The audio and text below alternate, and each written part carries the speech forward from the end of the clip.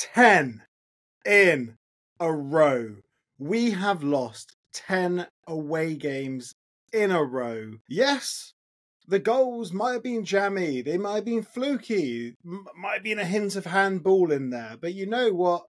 If you can't take the unlucky losses, then you can't take the lucky wins. And we've had plenty of wins this season that we simply didn't deserve it. In all fairness, I think we possibly have more points than we actually deserve to have. These are fundamentally tactical issues. Now, I'm not going to bang on about should Rob Edwards get the sack, should he not get the sack. I think Rob Edwards could lose the next 10 games in a row, home and away, and he wouldn't get sacked.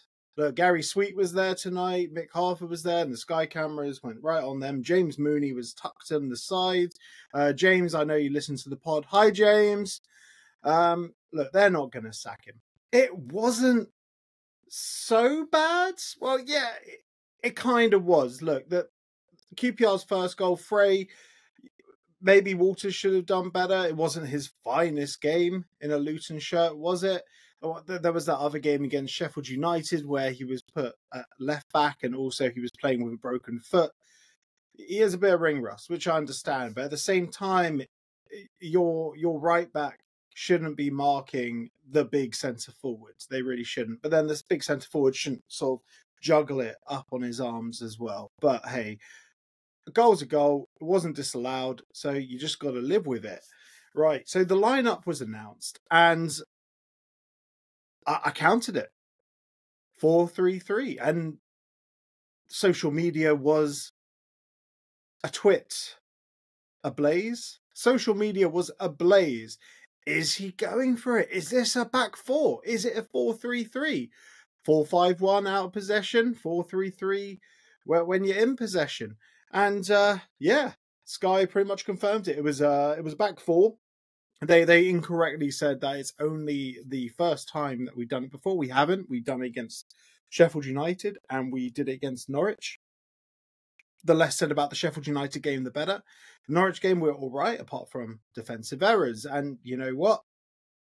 Defensive errors, whether you play a back three, a back four, a back five, it doesn't matter. The defensive errors will get you. It's like that advert from the 90s. I think it was a Reebok advert. Bailey's gonna get ya. The defensive errors are gonna get you. Regardless of how you line up. You could play with 10 centre-backs and they will still get you. The QPR second goal, yeah, it was fluky, but you know what? Defend the set piece. Switch on from the set piece. Yes, it was a long pause in the game, but they played it short. We all switched off.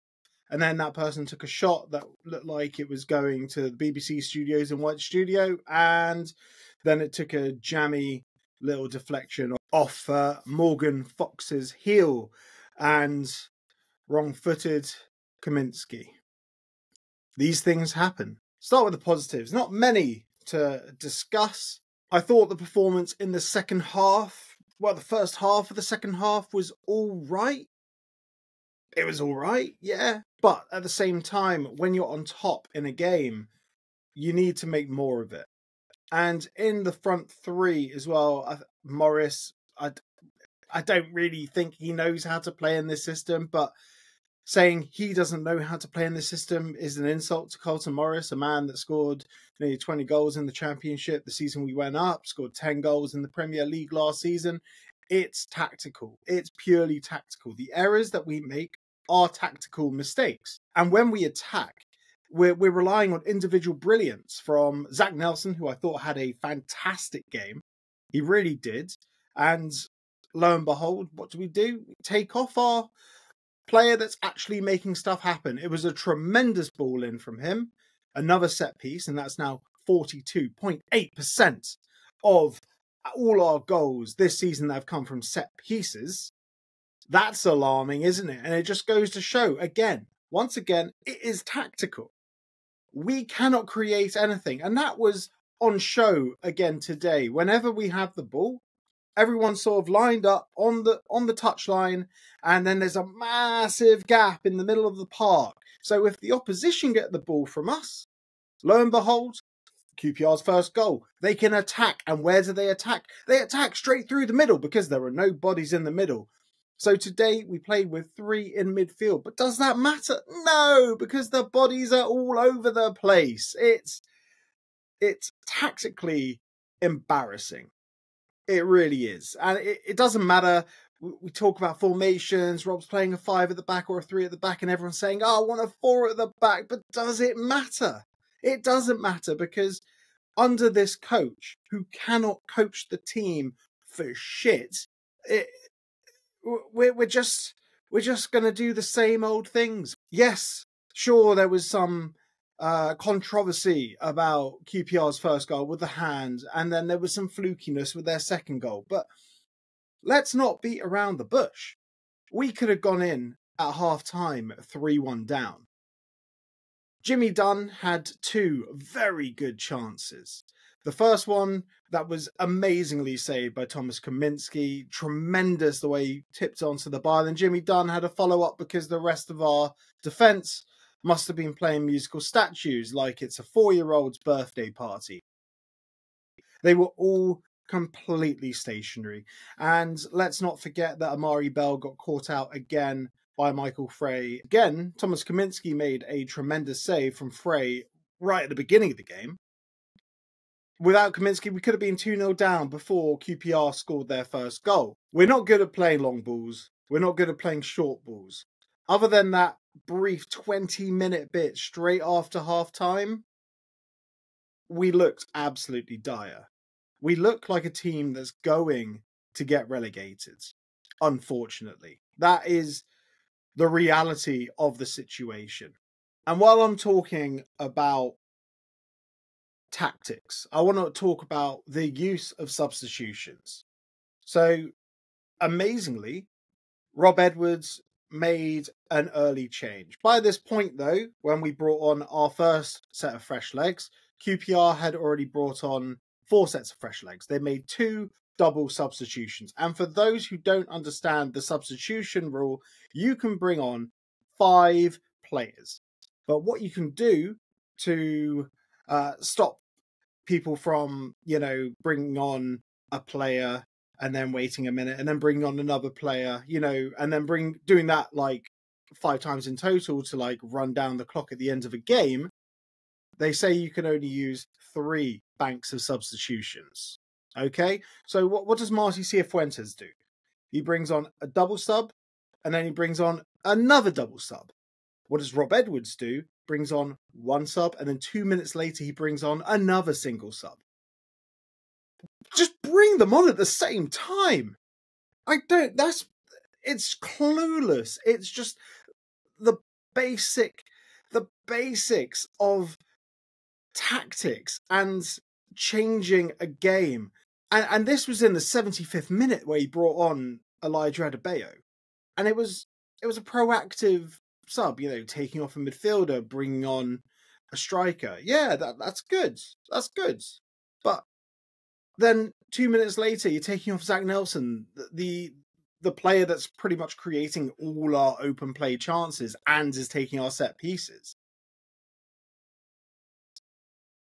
And then on the 85th minute, or as I like to call it, the Rob Edwards hour, he does his standard last throw of the dice, the Hail Mary, where he just throws on a triple change. And lo and behold, barely any of those players touch the ball, because how much football is there really left to play at that point? I think Cauley Woodrow, I checked the numbers, touched the ball 3 times. And there were 7 minutes of injury time as well. So he had the 5 minutes when he came on at 85th, and then 7 minutes. He had 12 minutes in total, touched the ball 3 times. And he was dropping so deep to try and get the ball. It's these basics. And so Marty Cifuentes, QPR were rock bottom. And for pretty much half the season, they were rock bottom. And for a long time, their only win in the first 15 games was against Luton Town. But Marty Cifuentes has turned it round.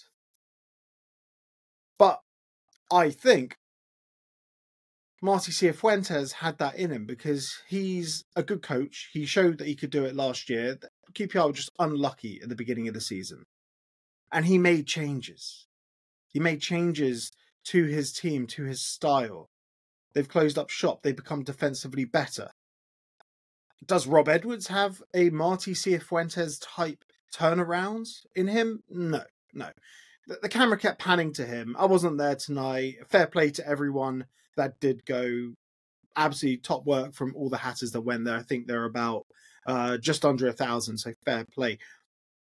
Rob Edwards looks broken. He looks beaten. And he said he's not walking away. Why would he walk away? And he's not expected to walk away. But at any other club in the Championship, at any other club in the Football League, 92 clubs, would any other club tolerate this? No, they wouldn't tolerate it. But that's where we're at. That's where we're at. And you know what?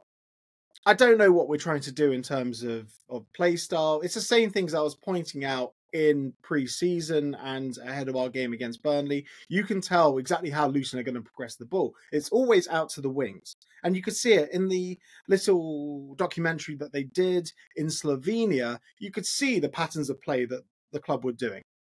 You could see it. And it's very easy to defend against that. It really is. And like, look, if Gary's watching this, Gary Sweet, if you're watching this, if Rob Edwards is watching this, if anyone associated with Luton Town Football Club is watching this video, I would love to come along to the training ground just to see what you're doing. Is it a case of, is like, all right, lads, let's play 5-a-side. No shapes today. There is no pattern of play. It's literally pass it along the back line, play it to the middle, and then the person in the middle, whoever has the ball, will attempt to get it out to the wingers. And then the wingers will send it across, or they'll cut it back and just repeat and send it out again. And then eventually it'll get back to the centre-back, and then the centre-back will just boot it upfield. There is no substance to how we play. There is no inventiveness. There is nothing. Oh, and a quick word on Lamine Fani Darbo. So I thought he did really well. He actually created a chance for himself. He had another one that he ballooned over the bar. But you know what? He did all right, considering he's a defensive midfielder. He's a box-to-box player. He's meant to be way back. And in the first half, we were playing him as a second striker. He was often the furthest midfielder forward, and at times ahead of Zach Nelson, Tahith Chong and Carlton Morris. And we've picked up a lot of AIK fans, and fair play to all of them. And they were all confused. They're like, what the hell are you doing? What the hell are you doing playing a defensive midfielder as a striker? And everyone in the comments responded, well, you see, our manager is a genius. It's gotten to that point. It really has. We've literally signed a box-to-box midfielder who was playing in the Europa League, and we're playing him as a second striker. We're playing him in the 10 role. That is just clueless. Absolutely clueless. Like I said it. I think I said it after the Sheffield United one. Is Rob Edwards trying to get the sack? I honestly don't know. It's like an episode. It's like the movie. It's like the movie The Producers. You know, you can make more from a flop than a hit. And in Rob Edwards' eyes, you can make more from getting relegated than staying up, because he knows the payoff's coming. Oh, it's just so frustrating. Right, well, we got Forest next in the FA Cup, and I'm sure, like me, every other Luton fan could not give two hoots about a cup run. Who cares about a cup run? Who cares? I don't care. It's just going to be the 11th loss in a row now, isn't it? I'm not bothered at all about a cup run. Nottingham Forest, they're flying really high. It's not going to be their first 11, but they could put out their walking football team and still beat us. It's actually at that point, because mostly we beat ourselves. We are absolutely terrible at the moment. Never mind. So the next game is Preston at home, and hopefully we actually turn up. Like, it's Preston, so it'll probably be a 1-1. But, you know, there's going to be lots of content here on the OK Football channel. Make sure you check it out. We're not going to be covering the Nottingham Forest game. We're not going to do a match preview, all that, but we'll be doing other bits. We'll assess Luton Town's transfer window, discuss who we want to see in the window.